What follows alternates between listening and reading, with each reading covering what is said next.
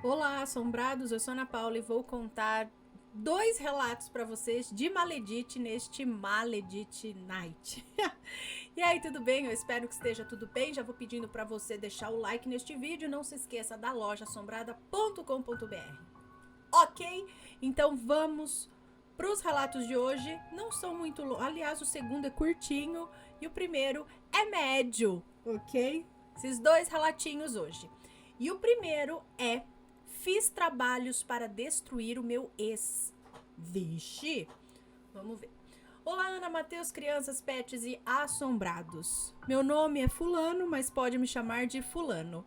Se houver nomes no relato, todos já estarão trocados. Obrigada.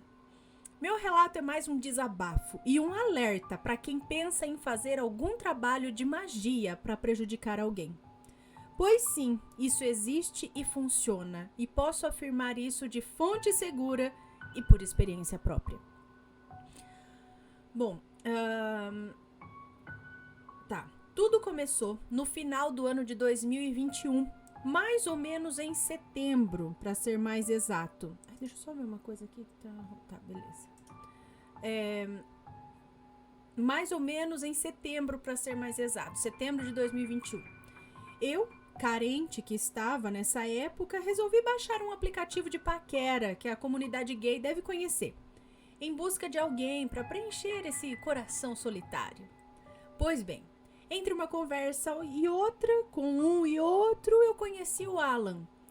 Papo vai, papo vem, e eu fui curtindo aquele garoto. Aquela personalidade, aquele jeito meio rústico de ser, já que ele era natural de uma cidade do interior, daqui do sul, que, enfim, mas que estava aqui na cidade, que eu não quero falar muito assim, para caso se identificar. Então, ele era do interior do sul, que estava, mas que estava aqui na cidade. Uma cidade aqui, que eu não quero falar muito, para onde o Alan acabara de se mudar. Fazia uns 2 ou 3 meses. Conversamos um pouco mais e decidimos trocar o número de celular para nos falarmos pelo WhatsApp, para facilitar a comunicação. Naquele dia foi tudo muito bem e parecia que eu realmente tinha encontrado uma pessoa bacana para firmar uma relação bacana e saudável. Mas eu me enganei, pois já no segundo dia de conversa já tivemos uma pequena discussão. Eu falei que eu não queria mais falar com ele, já que eu estava deixando claro desde o início que eu queria algo sério e não ficar pulando de galho em galho igual um macaco velho.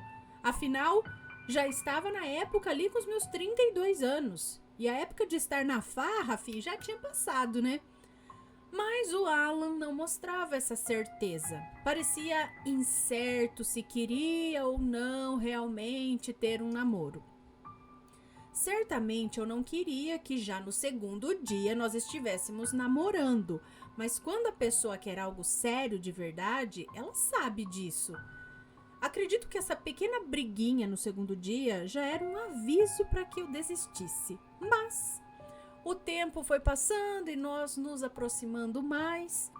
Fomos nos conhecer somente na 3ª semana, e só porque eu insisti muito. Ele veio até minha casa e o nosso primeiro encontro aconteceu, assim como a nossa primeira vez. E acredite, nós não nos protegemos. Por sorte, eu não peguei nenhuma doença. Tive mais sorte do que juízo, né? Pois é. Bom, ficamos nessa por um mês. Eu mostrando que queria algo sério e ele brincando com a situação. Ficando com outras pessoas e eu esperando ele decidir. Na minha cabeça, eu pensava que eu não podia cobrá-lo, né? Eu não podia cobrar nada dele. Já não namorávamos. Eu não podia cobrar nada dele já, né? Não namorávamos. Então, ele podia ficar com quem quisesse. Burrice minha? Sim, com certeza. Ele que diz aqui, tá? Mas eu estava gostando dele de verdade. Eu via nele o príncipe encantado que toda princesa quer. Apesar de eu ser outro príncipe. Hoje, depois do ocorrido, eu vejo que ele nem é tudo isso. Bom, o problema de você dizer para um feio que você dizer para um feio que ele é bonito é que ele acredita e acaba se achando demais. Ai, meu Deus. Depois do segundo mês, começamos a namorar. Numa viagem que eu fiz, ele foi comigo como companhia. E quando passamos por uma ponte que fazia divisa de municípios aqui, descemos para olhar a paisagem. E nesse momento ele me pediu, finalmente, em namoro. Eu fiquei muito feliz, mas mal sabia eu que ali começaria o meu tormento.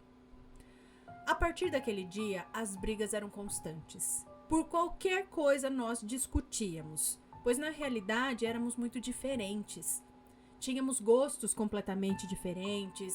Eu sou muito calmo, caseiro, e ele festeiro, agitado, desregrado. Foram muitos términos e recomeços. Mais um sinal de que as coisas não eram para ser. Mas sempre acabávamos voltando. Quando longe, só saudades. Mas quando estávamos perto, era só briga. E sempre quem sentia mais era eu. Eu que ficava chorando, eu que pedia para voltar. Até que num desses muitos términos, ele, o Alan, me deixou mais uma vez chorando. E disse que queria terminar definitivamente. E eu, já cansado, disse, ok, quer ir que vá, mas então não precisa voltar mais. Mas eu, na verdade, fiquei muito triste com isso. E ele foi. E naquela mesma noite, apenas algumas horas depois, ele estava em uma festa, curtindo, bebendo, sorrindo, beijando e fazendo tudo o que queria. Aquilo me irritou de um tanto. Ana, o sangue me esquentou na veia. Enquanto eu chorava, ele sorria, como se eu simplesmente tivesse sido mais um. Então eu prometi para mim mesmo, isso não vai ficar assim. Sorria enquanto pode, pois logo logo você vai estar chorando e vai pagar caro por me tratar assim. Nasceu um maledito nele. Ana, eu sempre fui meio feiticeiro. Sempre soube fazer tanto o bem quanto o mal. E quando você tem essa carta na manga, digamos assim, movido por um sentimento e um orgulho ferido, você não tem pena de usar. E eu usei, mesmo ainda gostando muito dele. Então, eu fiz uma série de trabalhos para fechar os caminhos dele, para que não restassem amigos, para que ele se visse sozinho e que o único caminho aberto para ele fosse aquele que conduzisse a mim. Não vou especificar o que foi feito, pois eu não quero que ninguém faça, visto o alto grau de periculosidade. Mas, dentre o que posso dizer é que foram coisas jogadas no portão da casa dele, o nome dele colocado...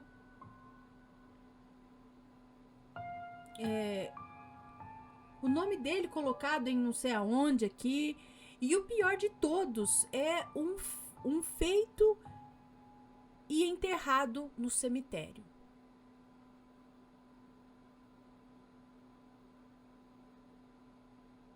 Tá.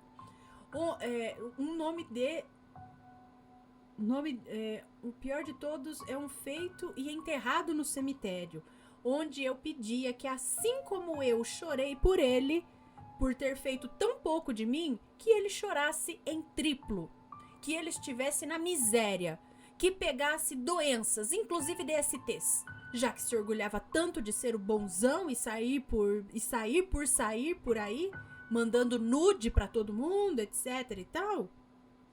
Ana, alguns meses se passaram e ele seguiu curtindo a vida de forma adoidada, mas as coisas começaram a mudar. De tempos em tempos, ele me mandava alguma mensagem me informando de que se sentia mal, que via vultos dentro de casa, se sentia observado e dizia que não sabia o que acontecia com ele, mas sentia que algo não estava certo. Eu ouvia tudo atentamente, bem quieto, e internamente eu sentia o gostinho da vingança. Para resumir, depois disso ele foi roubado 2 vezes, ficou sem os amigos, teve uma alergia nas partes íntimas, teve escabiose, que é a sarna humana, né? E recentemente ele descobriu que havia sido infectado pelo HIV. Quando isso aconteceu, ele me comunicou e disse que queria falar comigo pessoalmente. Ele veio chorando igual criança, do jeito que eu falei que ele viria. Tudo, absolutamente tudo que eu falei que ia acontecer, aconteceu. Vendo ele naquele estado, a minha consciência pesou tanto, mas tanto, que eu não pude suportar.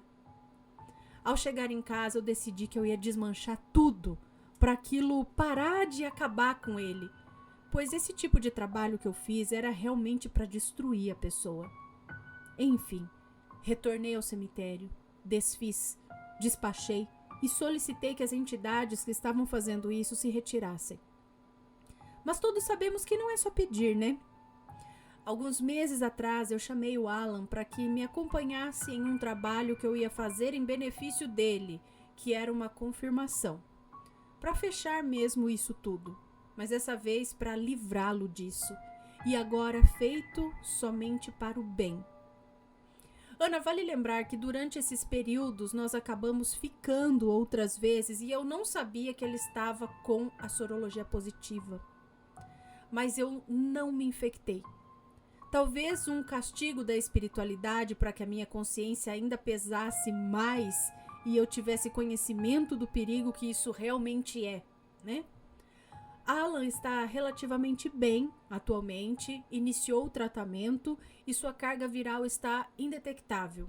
Hoje em dia a gente tem recursos para isso, né? Medicamentos e tal, para se manter bem, mesmo com HIV positivo. O que antigamente, lá no início dos anos 80 e tudo, era mais complicado, né? Hoje dá para levar. Bom, tenho consciência que terei de pagar por isso de uma forma ou outra. Hoje, utilizando os conhecimentos que tenho, prefiro apenas ajudar as pessoas, pois penso que se tenho força espiritual para causar dano, também posso ajudar em cura, em abertura de caminhos e a desenvolver esperança a quem está ruim de algum modo. Exatamente.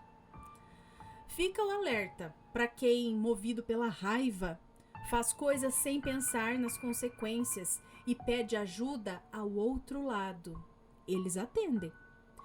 Aceite quando alguém não é para você e se atente aos sinais que a espiritualidade dá.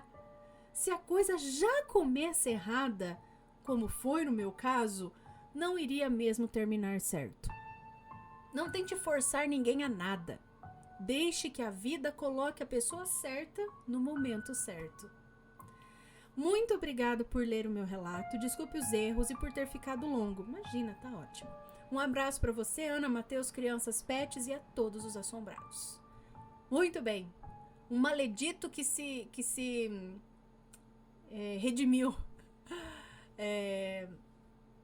Exatamente, ele falou tudo aqui, né? Às vezes movido pela raiva, né? Por aquela cegueira do orgulho ferido e tal, vai lá e também quero que, sabe? Mas aí a hora que ele teve o choque de realmente viu aquela pessoa que ele gostava ainda, né? Apesar de tudo, né? Ele, né? A pessoa, cara, tava sofrendo por conta do que ele pediu, do que ele fez, sabe? Aquela coisa que pesou. Ainda bem que conseguiu desfazer e tudo, mas, né? Ainda assim e tal. E o feitiço pode virar muito bem contra o feiticeiro. Então, foi o lance lá. Ele poderia muito bem também ter ficado com a doença, acabou não ficando, mas enfim, né? Mas é isso. Se você tem força pra fazer o mal, por que não fazer o bem, né? Você também tem força pra fazer o bem. Então, procure aquilo que vai ajudar, né? Elevar, libertar, não que vai prender e trazer, enfim. Bom, vamos para o próximo e último relatinho de hoje, que é assim para fechar, um bonuzinho. É um bonuzinho que se chama Uma Família Cheia de Maledites.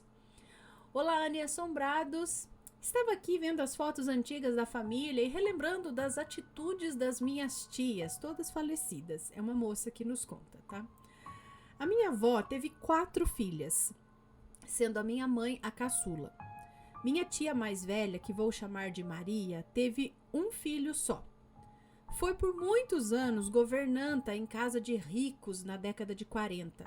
E teve o Jorge, meu primo, que morou a vida toda com a mãe sem conhecer o pai, pois minha tia nunca permitiu. Jorge tinha que fazer o que ela queria, pois ela jogava na cara dele que deixou de viver por causa dele. E por aí vai. Quando Jorge, batendo o pé... Acho que quando Jorge, batendo o pé, se casou, minha tia fez questão de fazer da vida da moça um inferno. Contava que era maltratada pela nora e chegou ao cúmulo de dizer que a nora estava endemoniada e deu uma surra de Bíblia na nora, tipo, literalmente, catou a Bíblia e tal, vai tirar o capeta no muque, na base do soco mesmo, acabando com o casamento do filho. O mesmo faleceu antes dela, o filho, né? Acabou falecendo antes dela com um coágulo no cérebro, deixando a minha tia sozinha e infeliz. A outra tia, que vamos chamar aqui de Isaura, traía o marido com qualquer um. Teve ao todo 3 filhos, uma ilegítima, digamos assim, e os outros 2 eram do marido. Mas na década de 40, sem a vacina da pólio e da meningite, a filha ficou paralítica. E mesmo assim, as duas brigavam de se ferir. Se odiavam. Várias vezes chegamos na casa dessa tia e encontrávamos ela e a filha agarradas, atracadas, brigando em cima de pratos e copos quebrados. Já a tia Marilce não tinha marido e fez da vida dos pais. Ela não tinha marido e fez da vida dos pais de seus filhos um inferno tão grande que o homem acabou que tirou a própria vida nos fundos da casa onde morava. Depois vem a minha mãe, a conciliadora e chamada de babaca também por manter um casamento com meu pai, um homem de temperamento terrível. Enfim, olha, muitas mulheres que fizeram muitos homens sofrerem de verdade. Nem sempre o homem é o vilão da história, viu? Bem na minha família, eram as mulheres as maledites. Beijos, Ana e assombrados. Um beijo pra você, muito obrigada. Sim, filho, não é à toa que, assim, é uma coisa que a gente vê aqui. Maledites, em sua maioria aqui, são mulheres. Que tem esse perfil aí de, né? Enfim. Hoje em dia a gente fala e se complica, né? Mas a gente vê que é diferente a atitude da mulher maledite com a atitude do homem maledito. Eu acho a mulher muito mais esperta para essas coisas também, né? Ela é muito mais calculista, fria quando quer, planeja, sabe? Pensa, diria mais má. Enfim. A mulher é diferente, né? Os maleditos já é um outro tipo, já são aquela coisa da agressividade, da traição, dificilmente tem também relatos, mas são mais raros, do homem que vai lá atrás de um trabalho, não sei o que lá, para destruir outro, ou para amarrar mulher. Tem um ou outro, sim, mas em vista da quantidade de mulheres que fazem isso, né? E sim, tem, como ela disse aqui, nem sempre o homem ali, vamos dizer, em questões de casamento, né? De casais, é o homem que é o cachorro, não sei o que, o mal da história. Tem muitos casos, né? Como ela disse aqui, tenho na minha família mesmo, que a mulher era o o bicho ruim da situação ali, né? E é isso, pessoal. Maledites. Que Deus nos livre da maledite. Esses foram os 2 relatinhos de hoje de maledite. Um grande beijo pra você. Se for comentar, que seja com respeito, por favor. E se você tiver uma história, uma maledite na sua vida, um maledito, conta aqui pra gente. Um beijo e a gente se vê no próximo relato. Fui. Tchau, tchau.